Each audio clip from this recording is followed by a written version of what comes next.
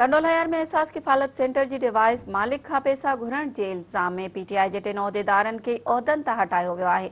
एहसास किफ़ालत सेंटर जी device holder खां भथो घुरण वारे मामले ते ज़िलई सदर अलीपल पारां नोटिस बाद उहिदेदार ॾोही निकिरण ते ज़िलई नायब सदर सिटी जॉइंट सेक्रेटरी समेत 3 उहिदेदारनि खे हटायो वियो।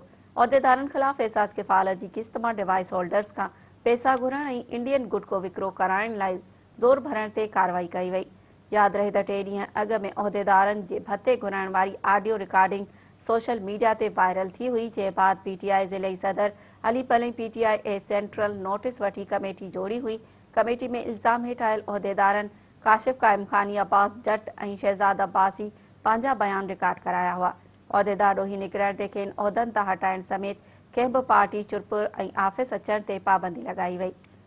उन मौक़े ते पीटीआई ज़िलई सदर अलीपल चयो त 3 उहिदेदारनि जी जेका ऑडियो मंज़र आम ते आई हुई, उन्हीअ में उहिदेदार ज़िम्मेवार निकिता आहिनि। उहिदेदारनि खे हटाए छॾियो आहे। उहिदेदारनि पार्टी साख खे मुतासिर कयो आहे।